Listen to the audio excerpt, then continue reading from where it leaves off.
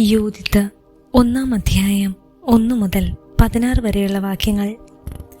മഹാനഗരമായ നിനിവയിൽ അസീറിയക്കാരെ ഭരിച്ചിരുന്ന നബൂഖദ്നേസറിന്റെ 12-ാം ഭരണവർഷമായിരുന്നു അത്. അർഫക്സാദ് രാജാവ് എഗ്ബത്നായിൽ മേദ്യയുടെ അധിപതിയായി വാഴുകയായിരുന്നു. അവൻ 3 മുഴം കനത്തിലും 6 മുഴം നീളത്തിലും ചെത്തിയെടുത്ത കല്ലുകൊണ്ട് എഗ്ബത്നായ്ക്ക് ചുറ്റും മതിൽ പണിതു. മതിലിന് 70 മുഴം ഉയരവും 50 മുഴം വീതിയുമുണ്ടായിരുന്നു.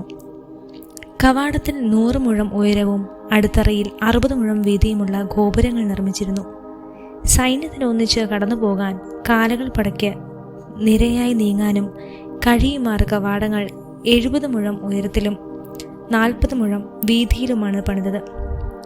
അക്കാലത്താണ് നബൂഖദ്നേസർ രാജാവ് രാഘാവിൻ്റെ അതിർത്തിയിലുള്ള വിശാലമായ സമതലത്തിൽ വെച്ച് അർഫക്സാദ് രാജാവിനോട് ഏറ്റുമുട്ടിയത്. മലപ്രദേശത്തെ ജനങ്ങളും യൂഫ്രട്ടീസ്, ടൈഗ്രീസ്, ഹിദാസ്പസ് എന്നീ നദികളുടെ തീരങ്ങളിൽ വസിച്ചിരുന്നവരും എലീമായുടെ രാജാവായ അറിയോക്കും സമതലത്തിൽ വെച്ച് അവനോട് ചേർന്നു. അനവധി ജനതകൾ കൽദായ സൈന്യത്തോട് ചേർന്നു. അസീറിയ രാജാവായ നബൂഖദ്നേസർ പേർഷ്യയിലും പടിഞ്ഞാറ് കിലിക്യ, ദമാസ്കസ്,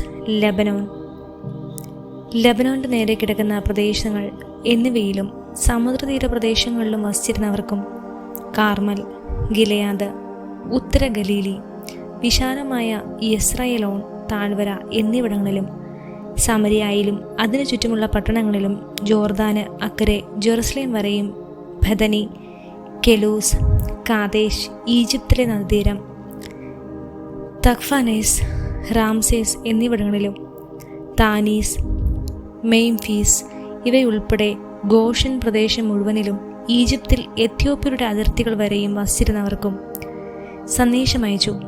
എന്നാൽ ആ പ്രദേശങ്ങളിലെ ജനങ്ങൾ അസീറിയ രാജാവായ നബൂഖദ്നേസറിന്റെ ആജ്ഞ അവഗണിക്കുകയും യുദ്ധത്തിൽ അവനോട് ചേരാൻ വിസമ്മതിക്കുകയും ചെയ്തു. അവർ അവനെ ഭയപ്പെട്ടിരുന്നില്ല. അവരുടെ ദൃഷ്ടിയിൽ അവൻ ഒരു സാധാരണ മനുഷ്യനായിരുന്നു. അവൻ്റെ ദൂതന്മാരെ അവർ വെറും കൈയോടെ അപമാനിതരായി തിരിച്ചയച്ചു. ആ ദേശങ്ങളെല്ലാം നബൂഖദ്നേസറിന്റെ കടുത്ത രോഷത്തിന് പാത്രമായി. കിലിക്യ, ദമാസ്കസ്, സിറിയ എന്നിവയുടെ മേൽ നിശ്ചയമായും പ്രതികാരം നടത്തുമെന്നും മൊവാബ് നിവാസികളെയും അമോൺ ജനതകളെയും യൂദയായിലും ഈജിപ്തിൽ 2 കാലടികളെയും തീരങ്ങൾ വരെയും വസിച്ചിരുന്ന എല്ലാവരെയും വാൾനിരയാക്കുമെന്നും അവൻ തൻ്റെ സിംഹാസനത്തിൻ്റെയും രാജ്യത്തിൻ്റെയും പേരിൽ ശപഥം ചെയ്തു. 17-ാം വർഷം അവൻ അർഫക്സാദ് രാജാവിനെതിരെ സൈന്യത്തെ അയച്ച് അവനെ യുദ്ധത്തിൽ പരാജയപ്പെടുത്തുകയും അവൻ്റെ സൈന്യത്തെയും കുതിരപ്പടയെയും രഥങ്ങളെയും നിശേഷം നശിപ്പിക്കുകയും ചെയ്തു.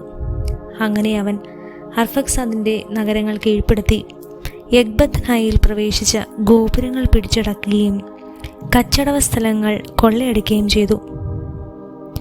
പ്രതാപമുള്ള പട്ടണത്തെ പരിഹാസപാത്രമാക്കി അവൻ അർഫക്സാദിനെ റാഖാവു പർവ്വതനിരകളിൽ വെച്ച് ബന്ധസ്ഥനാക്കി കുന്തം കൊണ്ടുകുത്തി അവനെ പൂർണ്ണമായി നശിപ്പിച്ചു. അനന്തരം അവൻ തൻ്റെ വിപുലമായ സംയുക്ത സൈന്യവുമായി നിനിവയിലേക്ക് മടങ്ങി. അവിടെ അവനും സൈന്യവും 120 ദിവസം വിരുന്നിലും വിശ്രമത്തിലും ചെലവഴിച്ചു. യൂദിത്ത് 2-ാം അധ്യായം 1 മുതൽ 28 വരെയുള്ള വാക്യങ്ങൾ. നബൂഖദ്നേസർ പറഞ്ഞതുപോലെ 18-ാം വർഷം 1-ാം മാസം 22-ാം ദിവസം ആ പ്രദേശം മുഴുവൻ പ്രതികാരം നടത്തുന്നതിനെപ്പറ്റി അവൻ്റെ കൊട്ടാരത്തിൽ ആലോചന നടന്നു. അവൻ തൻ്റെ സേവകന്മാരെയും പ്രഭുക്കന്മാരെയും വിളിച്ചു വരുത്തി തൻ്റെ രഹസ്യ പദ്ധതി വിശദീകരിച്ചു. ആ പ്രദേശങ്ങളുടെ ദുഷ്കൃത്യങ്ങൾ സ്വന്തം നാവുകൊണ്ട് വിവരിച്ചു. തൻ്റെ കൽപ്പന അനുസരിക്കാത്ത ഏവരെയും നശിപ്പിക്കണമെന്ന് തീരുമാനിച്ചു. പദ്ധതി അവതരിപ്പിച്ചു കഴിഞ്ഞപ്പോൾ അസീറിയ രാജാവായ നബൂഖദ്നേസർ തനിക്ക് നേരെ കീഴിലുള്ള സർവ്വ സൈന്യാധിപൻ ഹോളോഫെർനാസിനെ വിളിച്ചു പറഞ്ഞു, ഭൂമി മുഴുവൻ്റെയും അധിതനായ ചക്രവർത്തി അറിയിക്കുന്നു, നീ എൻ്റെ മുമ്പിൽ നിന്ന് പോയാലുടൻ ധീരന്മാരായ 120,000 കാലാൾപ്പടയെയും 12,000 കുതിരപ്പടയാളികളെയും ശേഖരിച്ച് പശ്ചിമദേശം മുഴുവൻ ആക്രമിക്കുക. അവർ എൻ്റെ കൽപ്പന അനുസരിച്ചില്ല. ഞാൻ കോപാഗ്രതനായി വരികയാണ്. ഭൂമുഖമാസകലം എൻ്റെ സൈന്യങ്ങളുടെ പാദം കൊണ്ടും മറയും. എൻ്റെ പടയാളികൾക്ക് കൊള്ളയടിക്കാൻ അവരെ ഞാൻ ഏൽപ്പിച്ചു കൊടുക്കും. അതിനാൽ കീഴടങ്ങാൻ ഒരുങ്ങിക്കൊള്ളുവിൻ എന്ന് അവരോട് പറയുക. മുറിവേറ്റവർ താഴ്വരകളിൽ നിറയും. അരുവികളും നദികളും മൃതശരീരങ്ങൾ കൊണ്ട് കവിഞ്ഞൊഴുകും. ഞാൻ അവരെ തടവുകാരാക്കി ലോകത്തിൻ്റെ അറ്റം വരെ പായിക്കും. നിങ്ങൾക്ക് മുമ്പേ പോയി അവരുടെ സ്ഥലങ്ങൾ എനിക്ക് വേണ്ടി പിടിച്ചടക്കുവിൻ. അവർ നിങ്ങൾക്ക് കീഴടങ്ങും. ശിക്ഷയുടെ നാൾ വരെ നിങ്ങൾ അവരെ എനിക്ക് വേണ്ടി സൂക്ഷിക്കുവിൻ. അവർ വിസമ്മതിച്ചാൽ നിങ്ങൾ കണ്ണടച്ച് കളയരുത്. രാജ്യം മുഴുവൻ കൊലയ്ക്കും കൊള്ളയ്ക്കുമായി ഏൽപ്പിച്ചു കൊടുക്കണം. ഞാനും എൻ്റെ രാജാവുമാണ്. എൻ്റെ വാക്ക് ഞാൻ നിറവേറ്റും.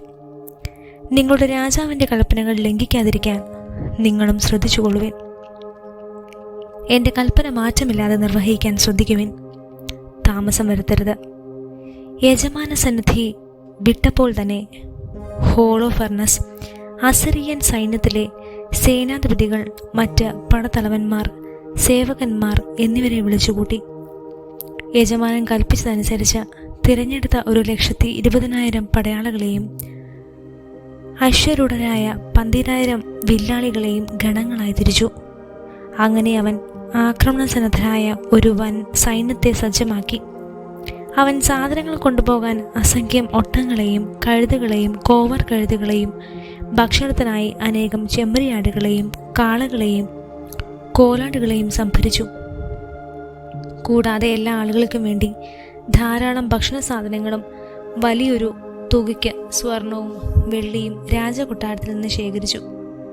ഇപ്രകാരം പശ്ചിമദേശങ്ങളെല്ലാം തേര്, കുതിര, തിരഞ്ഞെടുക്കപ്പെട്ട കാലാൾപ്പട ഇവയാൽ നിറയ്ക്കുവാൻ അവൻ മുഴുവൻ സൈന്യവുമായി നബൂഖദ്നേസർ രാജാവിന് മുൻപേ പോയി. വെട്ടുക്കിളികളെ പോലെയും ഭൂമിയിലെ മണൽത്തരി പോലെയും എണ്ണമറ്റ ഒരു സമൂഹം അവരോടുകൂടെ പോയി. നിനവേയിൽ നിന്ന് 3 ദിവസം യാത്ര ചെയ്ത് അവൻ ഭക്തിയിലെത്ത സമുദ്രത്തിലെത്തി. അതിൻ്റെ എതിർവശത്ത് ഉത്തരഗിലിക്കയുടെ വടക്കുഭാഗത്തെ പർവ്വതത്തിന് സമീപം പാളയമടിച്ചു.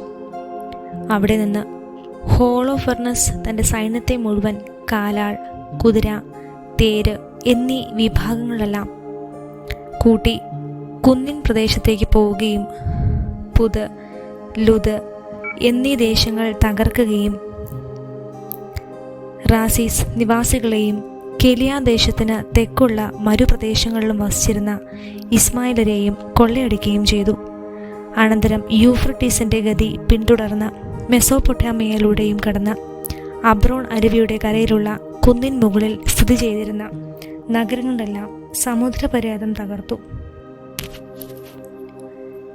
കിലീക്കൻ പ്രദേശങ്ങൾ പിടിച്ചടക്കുകയും എതിർത്ത് നിന്നവരെയെല്ലാം വധിക്കുകയും ചെയ്തതിനു ശേഷം അവൻ അറേബ്യയ്ക്ക് അഭിമുഖമായി നിലകൊള്ളുന്ന ജാഫേത്തായുടെ തെക്കേ അതിർത്തികളിലുള്ള കിടന്നു. മിതിയാക്കാരെ വളഞ്ഞ് അവരുടെ കൂടാരങ്ങൾ അഗ്നിക്കിരയാക്കി ആട്ടിൻപറ്റങ്ങളെ കവർച്ച ചെയ്തു. അതിനുശേഷം ഗോതമ്പ് കൊയ്ത്തിൻ്റെ കാലത്ത് അവൻ ദമാസ്കസ് സമഭൂമിയിലേക്ക് ഇറങ്ങിച്ചെന്ന് വയലുകൾക്ക് തീ വയ്ക്കുകയും ആടുമാടുകളെ കൊന്നൊടുക്കുകയും നഗരങ്ങൾ നിർജ്ജനമാക്കുകയും നിലം ശൂന്യമാക്കുകയും യുവാക്കളെ വാൾ നിരയാക്കുകയും ചെയ്തു. സമുദ്ര തീരദേശങ്ങളായ സീദോൻ, ടയർ എന്നിവിടങ്ങളിലും സൂർ, ഒഖീന, ജാംനിയ എന്നിവിടങ്ങളിലും നിവസിച്ചിരുന്ന ജനങ്ങൾ ഭയചകിതരായി തീർന്നു. അസോത്തുസിലും അസ്കെലോണിലെയും ജനങ്ങളും പരിഭ്രാന്തരായി